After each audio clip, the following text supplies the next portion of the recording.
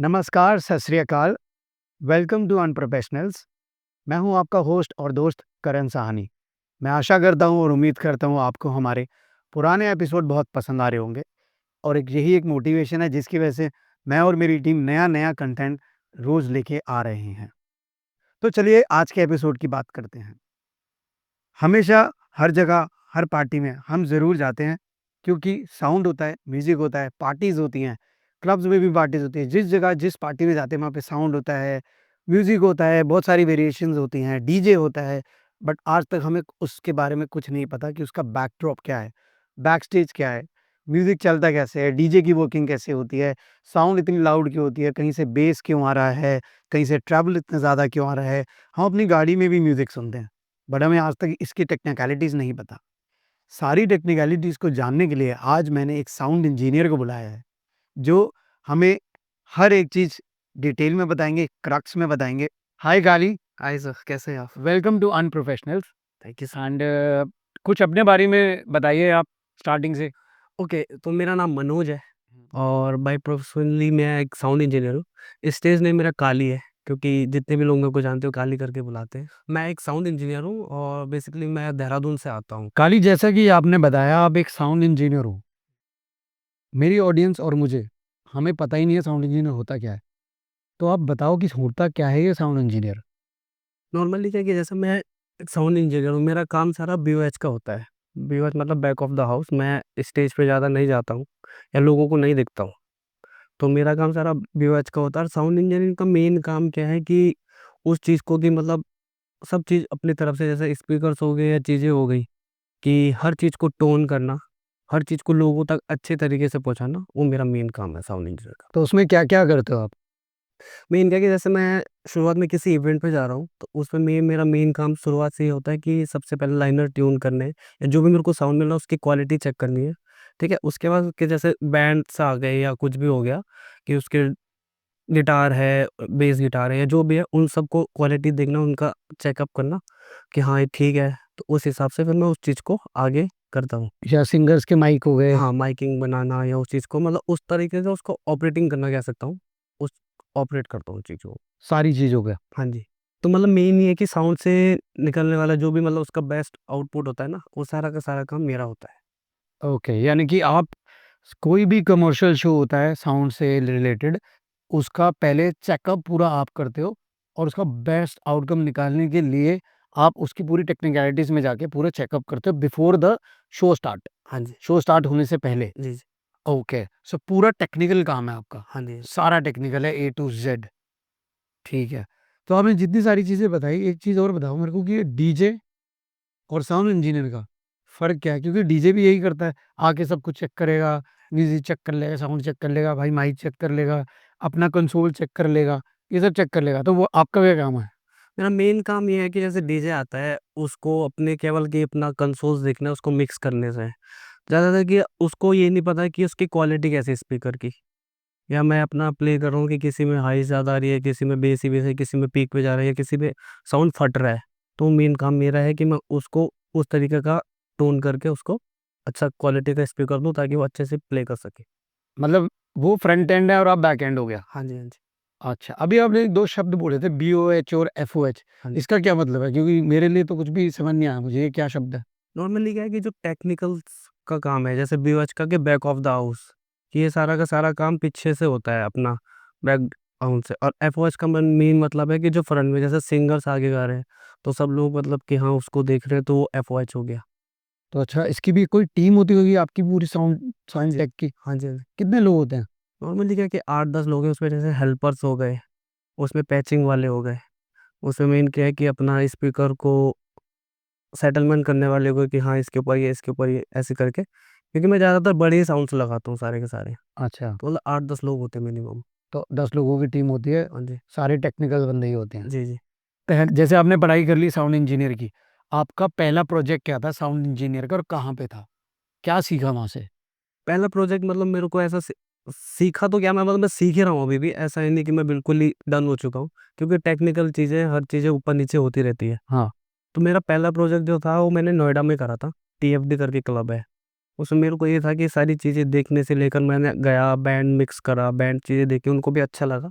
तो वो मेरा पहला प्रोजेक्ट था कि जो मैंने अपनी मेरे को लगा कि हाँ, मेरा हो चुका है, अब मैं सीख चुका हूँ। तो वहाँ से कोई और लीड मिली? हाँ, उसके बाद फिर कॉन्टैक्ट बनते गए, कुछ लोगों ने फिर बोला कि आपका काम अच्छा लगा तो फ्रीलांसर में बुलाया। कहीं भी इवेंट होता है तो याद करते हैं कि कॉल करते हैं कि आप आ जाओ, मिक्स कर दो हमारे लिए। अभी तक कितने शोज़ कर चुके हैं आप सारे मिला के? छोटे से, बड़े से लेके सब कुछ? गिनती तो याद नहीं है मुझे, बट होंगे 500-600 के पार ही होंगे। तो दिल्ली से बाहर करे हैं कभी? हाँ जी, मैं भोपाल में कर दिया है, जहाँ हो अपना ये क्या कहते हैं उसको, ओरछा में कर दिया है, चंडीगढ़ कर दिया, कल्चर में बहुत, मतलब बहुत सारे, आधे से ज़्यादा मैं आधे इंडिया घूम चुका हूँ मिनिमम। सबसे बड़ा इवेंट कौन-सा था आपका? सबसे बड़ा मैंने करा था चंडीगढ़ में, वो थी इनकी अपना इंटरनेशनल कॉन्वर्सेशन थी एक। तो वो बड़ा क्यों था? मेन क्या है कि मेरे लिए वो चीज़ें बड़ी थी कि चलो इंटरनेशनल का नाम चल रहा है, मेरे को भी लगा कि हाँ, मैं इंटरनेशनल काम कर रहा हूँ। तो कितने सारे टेक्निकल चीज़ें थी, कितने स्पीकर्स थे, कितने माइक थे? उसमें मेरे पास कम से कम 16 लाइनर्स थे हुँ। और 8 बेसिस थी। और जनरली कितने लगाते हो आप, इंस्टॉल करते हो? 4 तक में मेन, मतलब 4 लाइनर, 2 बेसिस, क्योंकि छोटे सेटअप होते हैं, बड़े में मेरा भी ज़्यादा, सबसे बड़ा मैंने ओई वाला करा है, 16 लाइनर्स का। और बिगेस्ट अचीवमेंट क्या है? मतलब मैंने इतना बड़ा कमर्शियल शो कर लिया है, ये मेरी सबसे बड़ी अचीवमेंट है, इस जगह पे कर लिया या इस सिटी में कर लिया। सबसे बड़ा कोई कॉन्सर्ट करा है आज तक? जैसे फॉर एग्ज़ाम्पल दिलजीत टाइप, या फॉर एग्ज़ाम्पल कोई कॉमेडी शो का बड़ा सेटअप, कॉमेडी शो में भी यही सब लगता है चीज़ें। हाँ जी, हाँ जी। तो ऐसे किसी सेलिब्रिटी का करा है कोई बड़ा सेटअप? हाँ, मैं कॉमेडियंस के करता हूँ, मैं गौरव गुप्ता के लिए काम करता हूँ। अच्छा, मैं अपने ये कुल्लू के लिए काम करता हूँ, निशाको के लिए मैं काम तो गौरव गुप्ता के लिए कहाँ पे करा है आज तक? मैं ईमान गाली में, उनके ऑडिटोरियम में जितने भी शोज़ उनके सारे मिक्स मैं ही करता हूँ। रिसेंटली कहाँ करा था? रिसेंटली मैंने इसमें करा था ईमान गालिब में एक, गुड़गाँव में? नहीं, नहीं, ये अपना आईटीओ के पास। आपने इतनी सारी चीज़ें बताई भाई, लाइनर होता है। भाई मैं ना मेकअप इंडस्ट्री से, तो लाइनर तो मैं वो समझ रहा हूँ कि वो लाइनर होता है। बट अब मुझे यहाँ पे समझ आया कि भाई साउंड फील्ड के अंदर भी एक लाइनर होता है। हाँ जी। ठीक है, तो ये सारे आप टेक्निकलिटीज़ बताओ क्या होता है लाइनर? और 2-2 चीज़ें जो आपने बताई थी, मेरे को तो नाम भी नहीं याद। बस लाइनर याद है, वो बॉक्स बता रहे थे आप, हाँ जी। वो याद है। ये सारी चीज़ें बताओ 2-3 क्या होती हैं? लाइनर भी ना एक टाइप का स्पीकर्स ही है। अच्छा। मेन क्या है कि वो स्पीकर को एक से रोटेट शेप में नहीं कर सकते, वो जैसे ट्रायंगल शेप में आता है हुँ, प्रॉपर्ली। वो भी एक स्पीकर ही है, जैसे स्पीकर की एक वैरायटी नहीं है, हुँ। स्पीकर की भी 8-10 वैरायटी है। तो बता दो सारी कौन-कौन सी है? ज़्यादातर की लाइनर्स हो गए, अपना टॉप्स हो गए, मॉनिटर्स हो गए और एसआरएक्स टाइप के हो गए।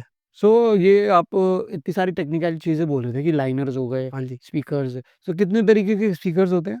मैं ज़्यादातर यूज़ अभी मैंने 5-7 करे हैं, तो मेन क्या है कि जो लाइनर्स होते हैं, लाइनर्स क्या है कि वो ट्रायंगल शेप में आते हैं। अच्छा। अब जैसे आपने JBL के सुना होगा, JBL का साउंड उसके सारे के सारे टॉप में आते हैं, कि उसका मतलब ऐसे ट्रायंगल शेप में आते हैं ऊपर के लिए। हाँ। मॉनिटर क्या है कि मॉनिटर एक छोटा-सा होता है, स्पीकर्स टाइप का वो, बट ऐसे टेढ़े शेप में आता है। अच्छा, हाँ, हाँ जी। डायमंड सा बना होता है। हाँ जी, हाँ जी। अच्छा, और वीटेक्स आते हैं। वीटेक्स किस तरीके का होता है? वीटेक्स भी मतलब ऐसी ओवर, मतलब आयतकार के होते हैं, बट वो हाँ, थोड़ा बड़े होते हैं। बड़े वो होते हैं, ज़्यादातर बड़े शोज़ पे।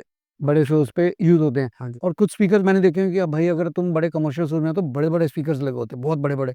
उसके ऊपर डबल, डुप्लेक्स, डुप्लेक्स, डुप्लेक्स होते हैं, और कोई 3-3 लगे होते हैं, फिर 3-3 लगे होते हैं, फिर जी, 3-3 9-9 लगे होते हैं। जी, जी। वो कौन से स्पीकर्स होते हैं? उसको वीटेक्स ही बोलते हैं। वो वीटेक्स होते हैं। हाँ जी। अच्छा, तो बड़े, तो छोटे से बड़े का हर किसी का एक अलग-अलग नाम है। हाँ जी, हाँ जी। सो काली मैंने आपकी प्रोफ़ाइल पे देखा आप सिंगिंग भी करते हो, हाँ जी।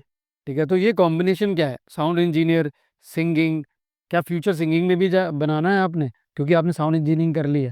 हाँ तो जी। ये क्या ब्लेंड है? क्या कॉम्बिनेशन है? मेन क्या है कि गाने का शौक रखता हूँ मैं। मुझे बहुत पसंद है गाना गाना, और बचपन से कि हाँ, मेरे को गाना है, तो मैं इसी चीज़ में थोड़ा बहुत करके गुनगुनाता। अभी मैं साउंड का काम करता हूँ, तो मेन क्या है कि मेरे सामने सिंगर्स आते हैं, मुझे अच्छा लगता है उनको देख के कि यार वाह! क्या गा रहा है।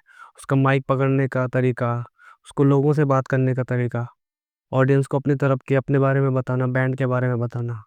तो उसको मेन क्या होता है कि जो सिंगर्स होता है वो सब अपना ही बताता है कि भाई ये मेरा बैंड है, ये मेरे आर्टिस्ट है। जो मैं पीछे साउंड इंजीनियर रह जाता हूँ, तो उतनी वो नहीं मिलती, तालियाँ नहीं मिलती है कि भले हाँ, ठीक है कि उन 5 लोग अगर काम करें तो उनमें से छठा मैं भी हूँ। तो मैं इसी चीज़ के लिए कि हाँ यार, शौक है मेरे को, तो मैं इस चीज़ को कर रहा हूँ कि हाँ, मेरे को गाना है। तो इस टाइप से मतलब मेरा शौक है, तो मैं इसी चीज़ को करता आ रहा हूँ। तो आपने कभी तक अभी तक किसी सिंगर से कुछ सीखा कि भाई इस तरीके से करना चाहिए, या मैं जो साउंड इंजीनियरिंग करता हूँ माइक की वेरिएशन करते तो ऐसे आवाज़ आ जाएगी, या कुछ और मैं टेक्निकल चीज़ डाल दूँगा, जैसे कि जिसको बोलते हैं साउंड मिक्सिंग, जी, ठीक है? वॉइस मॉड्यूलेशन जिसको बोलते हैं। जी, जी। तो किसी भी वॉइस मॉड्यूलेशन को सीखा, या साउंड इंजीनियरिंग में कुछ इफ़ेक्ट्स करने से किसी की साउंड में चेंज, बदलाव आपने देखा कभी? हाँ जी। तो मेन क्या है ना, बंदा जो अपना सिंगर है, वो केवल टोन लेके आता है कि अच्छा, हाँ, मैं गाना गा रहा हूँ, मेरी टोन अच्छी है। उस टोन को परफेक्ट बनाने का मेरा काम है। अब मैं आपको बेसिक से बताऊँ कि जैसे नॉर्मली क्या है कि मैं डिजिटल मिक्सर लेके चल रहा हूँ। किसी ने बोला कि भाई मेरा डिजिटल मिक्सर है, आप इस पे मेरा साउंड बना दो। वो बंदा केवल टोन लेके आता है। मेरे को पता है कि उसकी गेन कितनी खोलनी है कि वो साउंड पीक पे ना जाए। पहली बात होगी कि उसमें फ़िल्टर्स लगते हैं। नॉर्मली क्या है कि एक वोकल चेन के लिए फ़िल्टर्स होता है। सबसे पहले कि अपना हाई पास फ़िल्टर लगा दो कि ताकि मेरी आवाज़ उधर दूर गहराई तक पहुँचे, कि मैं अगर लोग मेरे से दूर खड़े हुए, तो उसमें एक हाई पास फ़िल्टर आता है, जो डिजिटल मिक्सर में होता है कि हाँ, मेरी जितनी भी हाइज़ वाली वो है या लोज़ वाली वो थोड़ा कट जाती है। तो फिर उसमें कप कंप्रेसर्स होते हैं, रिवर्ब्स होते हैं। रिवर्ब भी मतलब बहुत टाइप के हैं।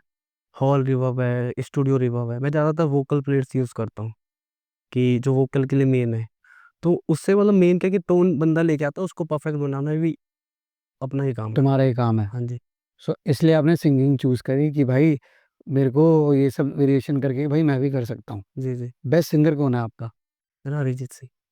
एक गाना सुनाओ, कोई सा भी? अरिजीत सिंह का जो आपको बेस्ट लगता है। अच्छा ठीक है।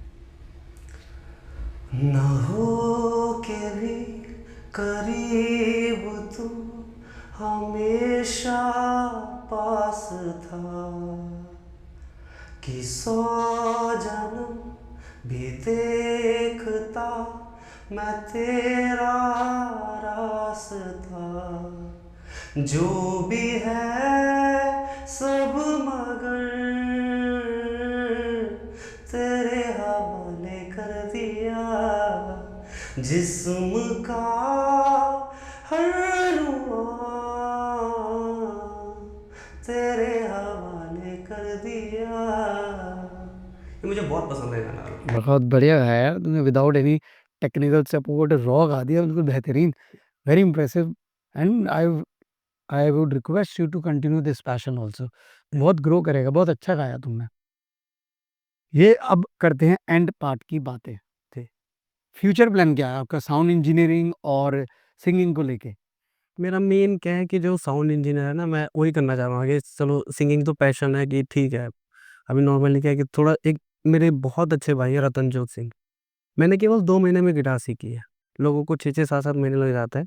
मैंने क्योंकि 6 साल से देखता आ रहा हूँ, उन्होंने मेरे को रतन भैया ने गाइड करा कि देख ये ऐसी होती है, ये ऐसे होती है।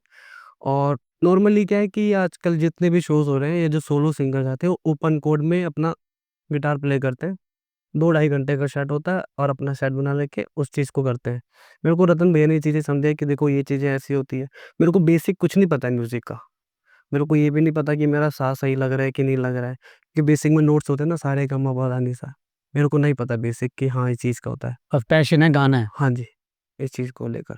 मेरा मेन क्या है फ्यूचर प्लान कि मैं आगे मिक्सिंग इंजीनियर ही बनूँ, और मेरा ड्रीम है कि मैं अपने लाइफ़ में रहमान साहब के लिए कभी मिक्स करूँ उनका लाइव कॉन्सर्ट। ये आपका बढ़िया ड्रीम, ये आपने एक टारगेट बनाया बढ़िया। तो इसी टारगेट पे हिट करना, बहुत आगे पहुँचोगे, क्योंकि जब तक टारगेट नहीं होगा तो बंदा अचीव नहीं कर सकता है, हाँ जी। टारगेट होना चाहिए। सो आई लाइक इट कि आपने टारगेट बना रखा है बढ़िया अपना। ओके, सो एंड पार्ट में हम आते हैं। ये बताओ कि आपको कुछ कहना है नए लोगों के लिए जो इस फील्ड में आना चाहते हैं, जो ऑलरेडी इस फील्ड में हैं, जी।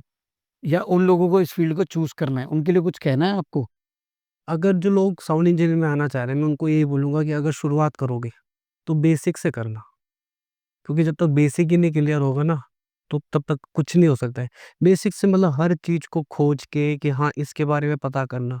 नॉर्मली क्या है कि बहुत बड़ी लाइन है साउंड की, हर चीज़ का एक वायर भी इधर से उधर होगी तो सारा ही खराब है।